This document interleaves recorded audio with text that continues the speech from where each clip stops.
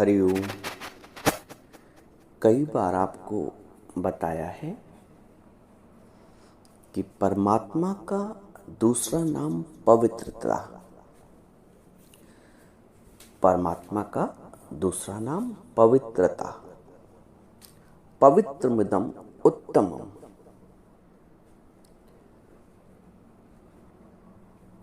पवित्रता क्या है? हम ये सब तो जानते हैं कि परमात्मा क्या है, जो घट घटवासी है, जो शुद्ध स्वरूप है, जो पवित्र स्वरूप है। अब हम आज ये समझते हैं कि पवित्रता क्या है, किसे कहा जाता है पवित्रता। लेकिन इसको समझने से पहले एक बात फिर अंतर्मन में बिठा लें कि परमात्मा का दूसरा नाम है पवित्रता। पवित्रता, ठीक है। अब अपवित्रता क्या है? जैसे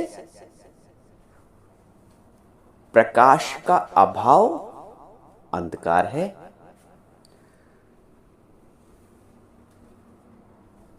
जल का अभाव अग्नि है। भाई अगर जल है तो अग्नि कैसे लगेगी वहां पे, नदी में?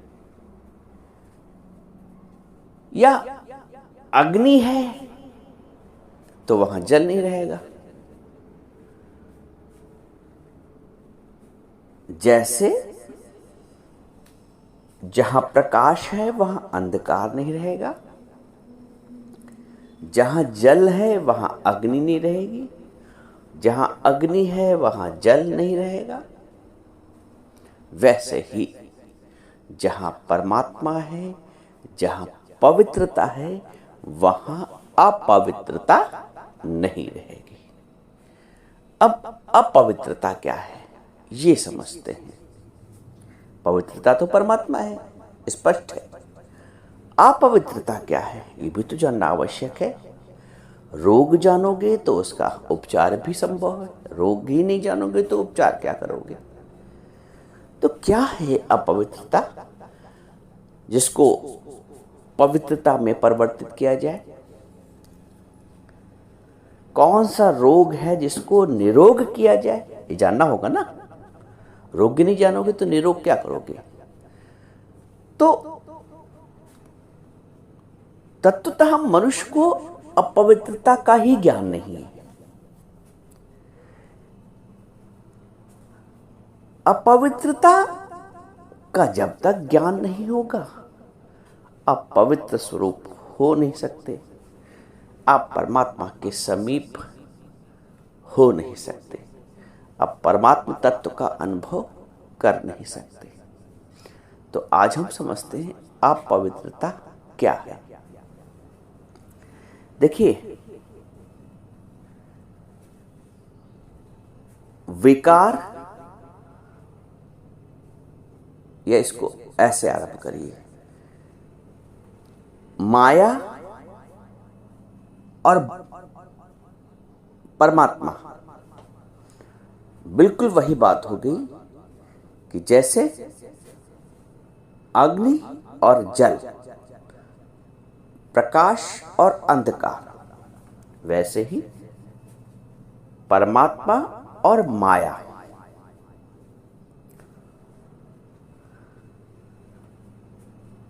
परमात्मा और विकार,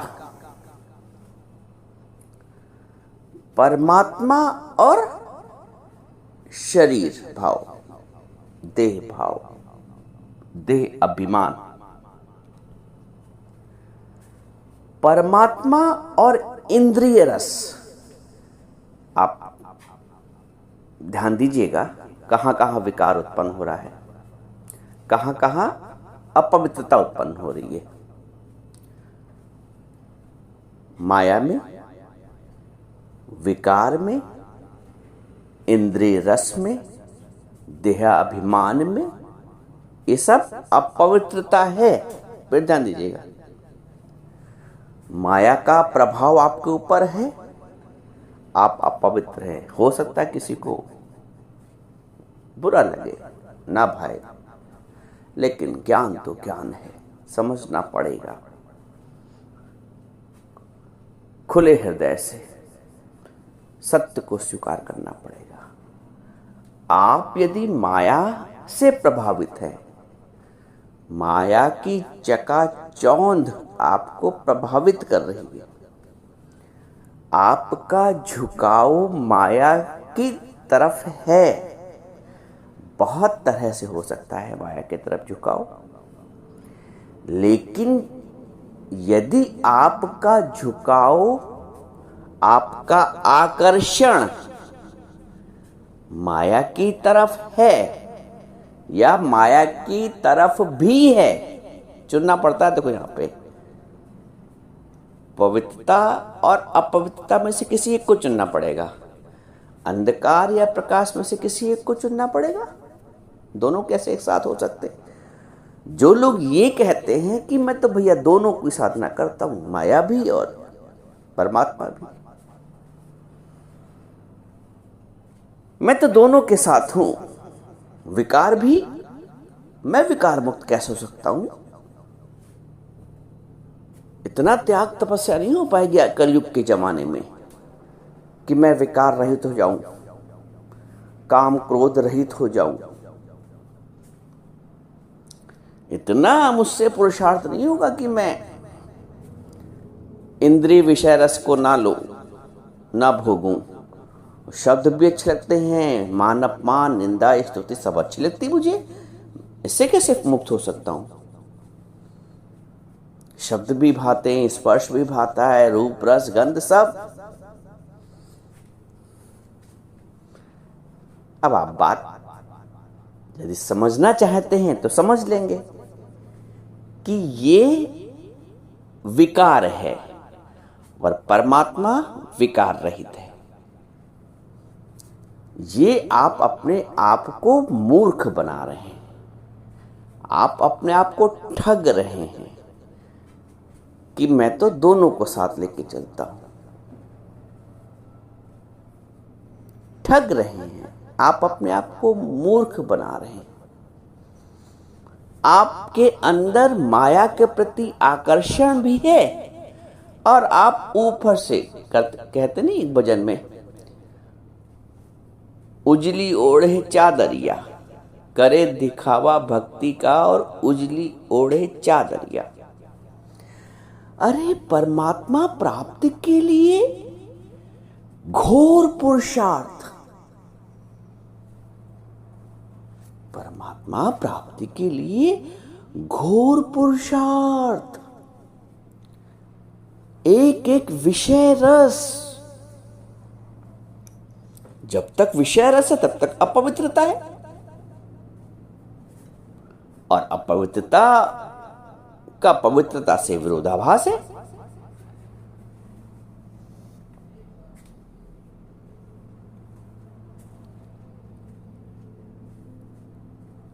एक भी माया के प्रति, तनिक भी माया के प्रति आकर्षण, क्षणिक भी माया के प्रति आकर्षण, तो वो अपवित्रता है, अशुद्धता है। भगवान तो शुद्ध स्वरूप है, पवित्रमिदं उत्तमम्। अब कैसे काम चलेगा?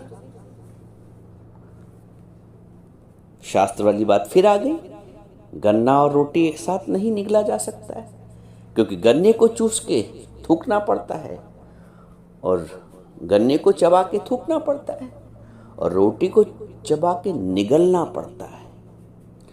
तो जो लोग संतुलन बनाने की व्याख्या करते हैं वो ठग रहे हैं अपने आप को, क्योंकि परमात्मा प्राप्ति के लिए तो घोर पुरुषार्थ, घोर मेहनत, और जो लोग मेहनत चोर होते हैं, काम चोर होते हैं, उनके लिए ये मार्ग ही नहीं है। सच बताएं वो माया कमाएं, शब्द स्पर्श रूप रस गंध का आनंद लें, मजा लें। अहंकार विकार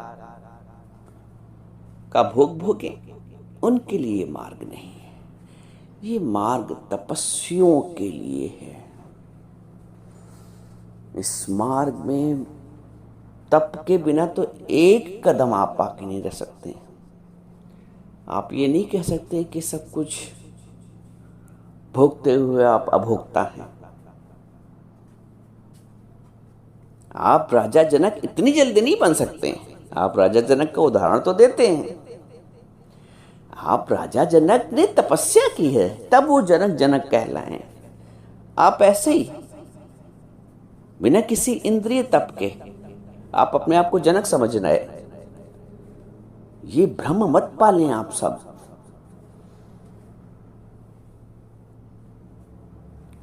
गृहस्थ में रह के सगलते मद सगलते उदास, गृहस्थ नानक जो मैं ताका दास, गृहस्थ में जो रहे उदास।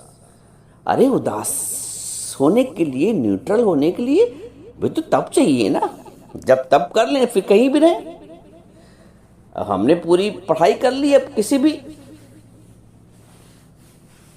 विषय को समझा सकते हैं। सब पे कमांड है हमारा, सब पे अधिकार। समर्थ को नहीं दोष गुसाएं। आप समर्थ तो बनिए। आप असमर्थ रहते रहते समर्थ कैसे हो पाएंगे? दो ही चीज हो पाएंगी, ये तो समर्थ बने तो असमर्थ। जब तक माया का आकर्षण है आप असमर्थ हैं। जब तक विकारों का प्रभाव आपके ऊपर है आप असमर्थ हैं। जब तक विषय रस मन इंद्रियों से रस ले रहा है तब तक आप असमर्थ हैं। ये असमर्थता ही अशुद्धता है, समझना। एक बात को कई तरह से समझो। ये असमर्थता ही अशुद्धता है, अपवित्रता है। और जब तक आप असमर्थ हैं आप समर्थ कैसे कहला सकते हैं? जो समर्थ है उसको दोष नहीं लगता, समर्थ को नहीं दोष गुसाई। तो समर्थ आप बनिए। और समर्थ बनने के लिए मेहनत, काम चोरी से काम नहीं चलेगा। समर्थ बनने के लिए तप आप करना नहीं चाहते हैं। बातें आप बड़ी बड़ी करेंगे, ये अपने आप को मूर्ख बनाना हुआ।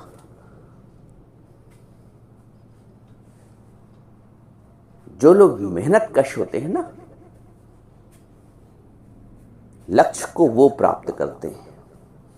कामचोर व्यक्ति, एक बिजनेस भी करो, व्यवसाय भी करो, अगर आप मेहनती हैं तो आप सफलता आपके कदम चूमेगी। आलसी व्यक्ति कभी न व्यवसाय कर सकता है, उसको पुरुषार्थ ही नहीं करेगा तो कुछ भी नहीं कर सकता है। विषयों का सुख लेने वाला परमात्मा सुख, आत्म सुख कैसे ले सकता है? जिसकी वृत्ति विषय सुख में लगी है वो आत्मानंद का सुख कैसे अनुभव कर सकता है?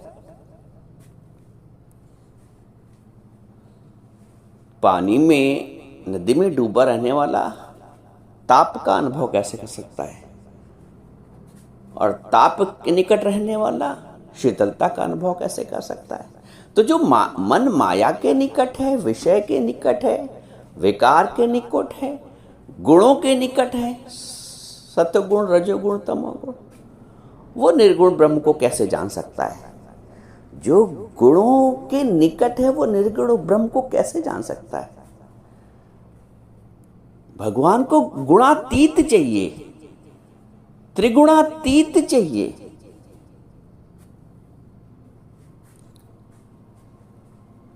भगवान को त्रिगुणातीत चाहिए और तुम बिना त्रिगुणातीत हुए।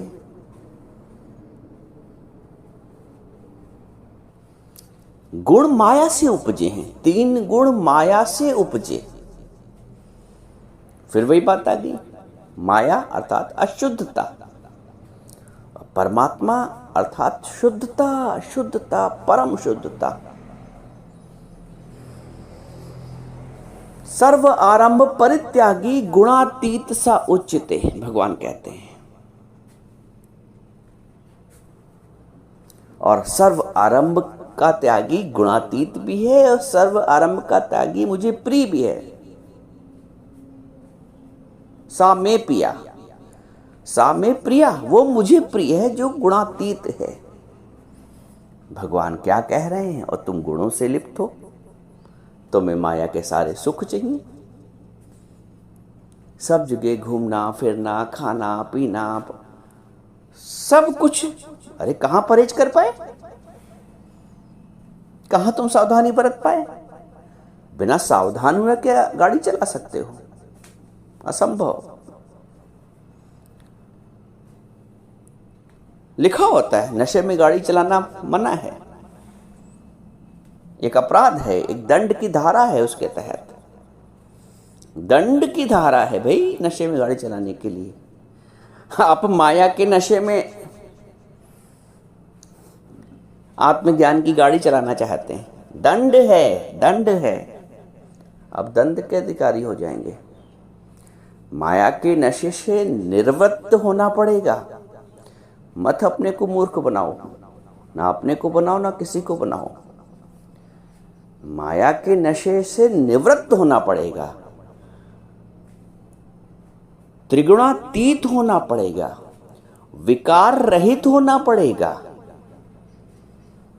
जो लोग मोक्ष से बचते हैं ना, पुरुषार्थ से बचते हैं, ये कह लो, जो लोग पुरुषार्थ करने से बचना चाहते हैं ना, वही कामचोरी वाली बात। वो कहते हैं मुझे मोक्ष नहीं, मुझे तो भक्ति चाहिए, जन्म जन्म रति राम पद। वो कहते हैं कि मुझे जन्म जन्म राम के पद का अनुराग मिले, राम के पद की भक्ति मिले। आसान है। केवट को कैसी भक्ति मिली थी? एक जन्म के पुरुषार्थ से। प्रहलाद को कैसी भक्ति मिली थी? बस खाली सोच लेने से।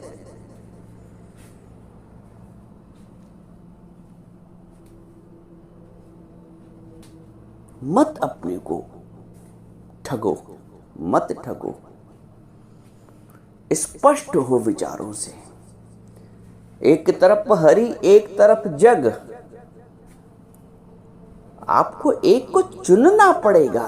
मत बेवकूफ बनाओ अपने आप को, मत ठगो कि मैं दोनों को साथ लेके चलूंगा। शास्त्र ने वर्जित किया है गन्ना और रोटी एक साथ।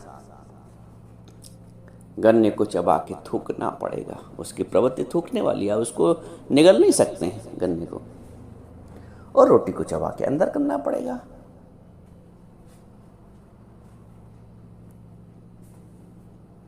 आप दोनों को साथ लेके नहीं चल सकते हैं।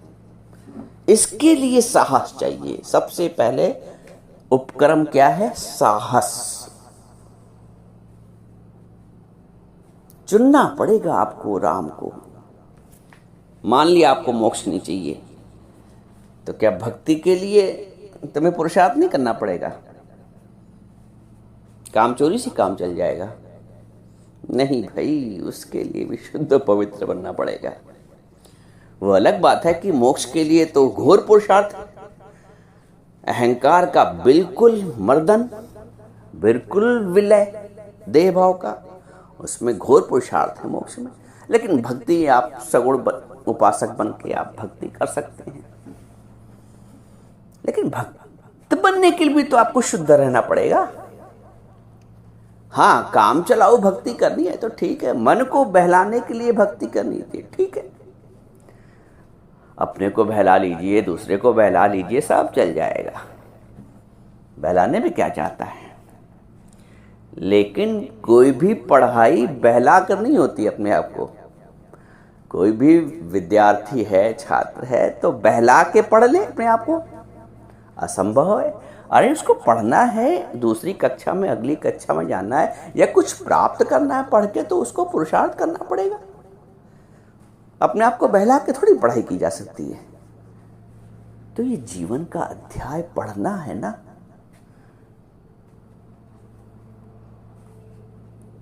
बहला के नहीं पढ़ पाओगे अपने आप को, पुरुषार्थ करना पड़ेगा, घोर तप करना पड़ेगा, एकांत पसंद होना पड़ेगा।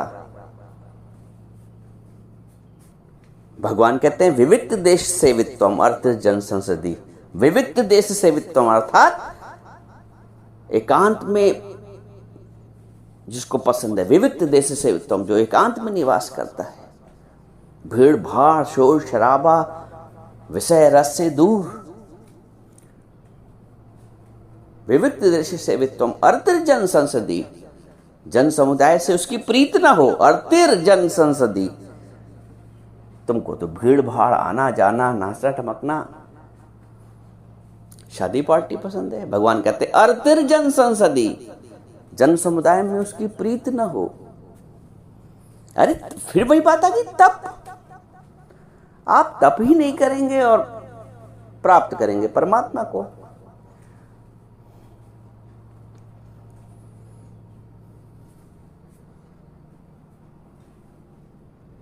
आप भय मुक्त आपको होना पड़ेगा, आपको पुरुषार्थ युक्त होना पड़ेगा, आपको तप युक्त होना पड़ेगा, आपको पवित्रता युक्त होना पड़ेगा। आप अपवित्रता और अशुद्धता के साथ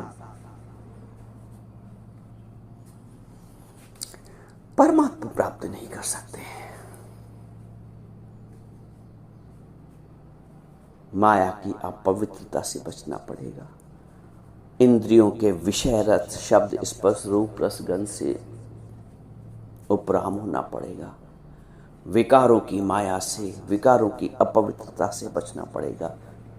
काम क्रोध लोभ मोह अहंकार विकार, इन सबसे फारिग बचना पड़ेगा, मुक्त होना पड़ेगा, पुरुषार्थ करना पड़ेगा। इन अपवित्रता से बचने के लिए आपको घोर पुरुषार्थ करना पड़ेगा, तब आप इस योग होंगे। एक जरा सा दुनियावी पद प्राप्त करने के लिए, IAS PCR और क्या क्या बनने के लिए आपको घोर पुरुषार्थ करना पड़ता है, और परम पद पाने के लिए, परम आनंद प्राप्त करने के लिए, सत्यचित आनंद प्राप्त करने के लिए आपको पुरुषार्थ नहीं करना पड़ेगा। इसलिए मैं कहता हूं अपने आप को ठगिए मत। यदि वास्तविक आनंद, आत्म आनंद, मोक्ष को समझना है, मोक्ष को प्राप्त करना है,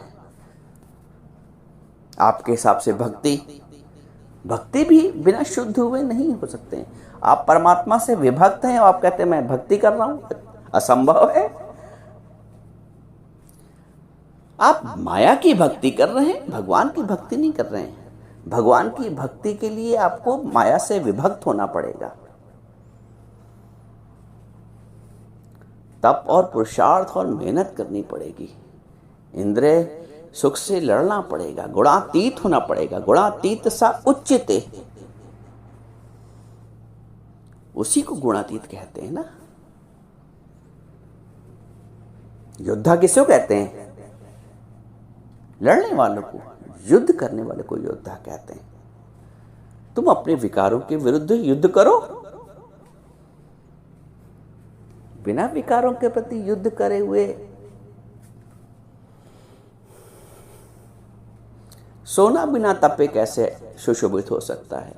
मिट्टी बिना पके कैसे घड़ा बन सकती है, किसी के कल्याण कर सकती है? तो तप बहुत आवश्यक है जीवन में, पुरुषार्थ बहुत आवश्यक है, पवित्रता बहुत आवश्यक है। पवित्रता का अनुभव करने के लिए अपवित्रता से बचना पड़ेगा।